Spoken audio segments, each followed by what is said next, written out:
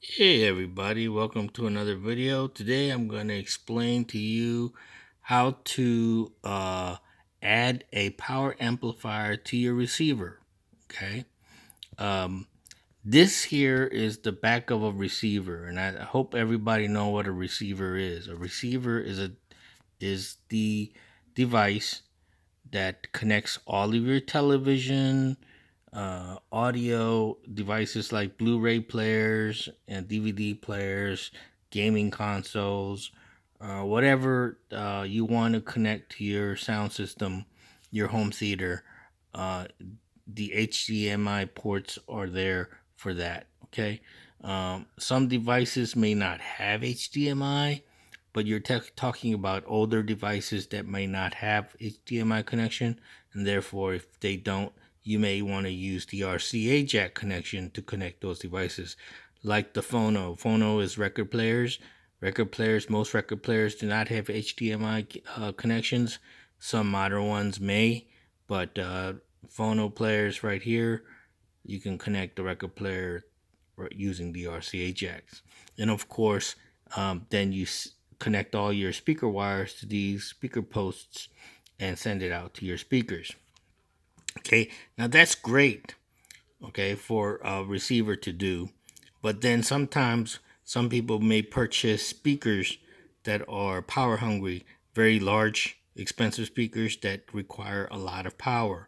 I'm going to tell you, a receiver with 60, 80, 100 watts may not be sufficient to run or power large speakers, especially those very heavy, expensive speakers that require a lot of power. So you may need to add a power amplifier. And in order to do that, most receivers, standalone receivers, come with what's called pre-out. And here is the pre-outs. Okay. Now you're going to use RCA jacks to connect to your front left, front right, and center channel. Okay, one RCA jack for each. Okay, now if you have surround speakers to the rear, you're gonna these two right here, the surround left and surround right. That's what it's for. Okay, you could also send out your subwoofer 1 and subwoofer 2 to the power amp. Then you're talking about 1, 2, 3, 4, 5, 6, 7, 8, 9, at least a minimum of 9 channel power amplifier that you would need.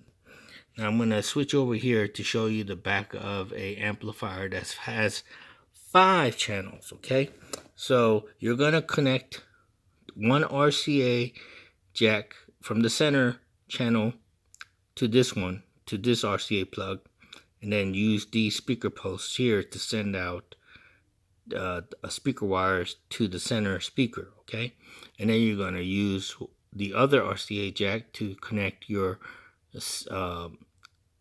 left front speaker, and then you're going to use these posts here to send out speaker wires to your left front speakers, and you're going to use one RCA jack to connect to your receiver for your front right channel, and then you're going to send these out here to your front right, these speaker wires here to your front right speaker. And then you have these two here, 1, 2, for your rear left and rear right speakers that you may want to use to power the rear surround channel speakers. But in my opinion, you technically only really need the front center, front left, and front right speakers to be powered by a separate amplifier, because you're going to use the biggest and the best and the most power hungry speakers for those 3 channels. Now the rear right and rear left channels most of the time only need a moderate speaker that is a receiver is sufficient to run. You know, most of the receivers, home theater receivers, would be able to run a moderate power hungry speaker. So you don't need to waste these two connections on surround sound. You can, if you decide to get all speakers that are power hungry, then you would need to hook up all your speakers through here. Okay. Now subwoofers, I don't know. Many people now add two subwoofers to their system. Here you have a pre-out for 2 subwoofers. Okay.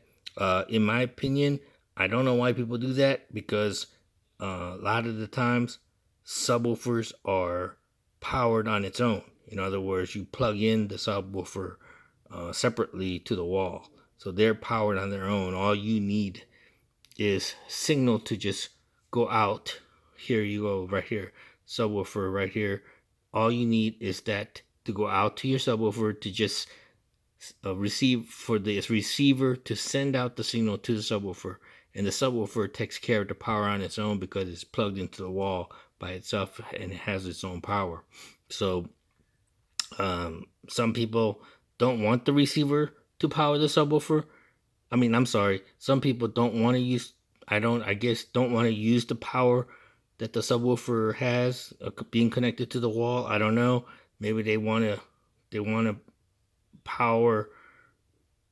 They want the signal to go to the amplifier and have the amplifier somehow power the subwoofer.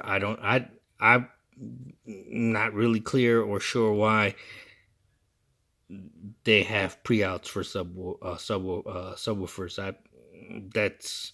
I would just hook it up normally and worry about just the front 3 speakers and possibly the surround sound if you have matching speakers that need as much power as your front speakers. And 9 times out of 10, most people don't use power hungry speakers for their surrounds. Okay, so if you know better, comment down below why would you need to connect an amplifier to the subwoofer to the amplifier, okay, when you can just connect it directly from the receiver to the amplifier. So that part there is kind of unclear to me, but as far as connecting all of your other channels, this is how you do it. Okay, so also be mindful that power amplifiers are very expensive. This particular amplifier is for home theaters. There are amplifiers that negate these 3 right here and only have 1-2 channels, where it only gives you ability to basically power 2 speakers, the left and the right speakers. Most people who only listen to music in 2 channels who have a 2-channel receiver may want extra power for their stereo 2 speakers, the front and left speakers. So you go to Best Buy and buy a base model stereo receiver that doesn't have any home theater functionality, and it may only support 80 watts.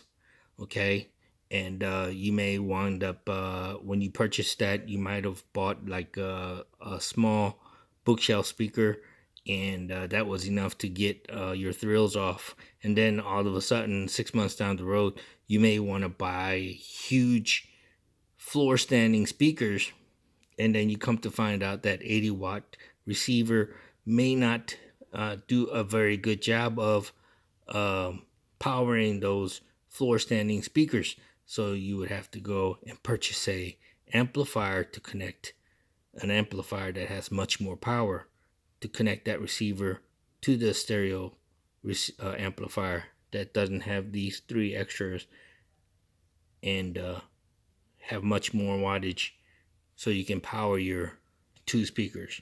Okay, so that is the whole shebang of connecting an amplifier to your receiver. Okay? I hope that didn't confuse the hell out of you. If it did, just comment below and I'll be more than happy to explain better. And if I said anything wrong, especially about the subwoofer things, let me know. Comment down below. I'm always willing to learn too. Thanks for watching.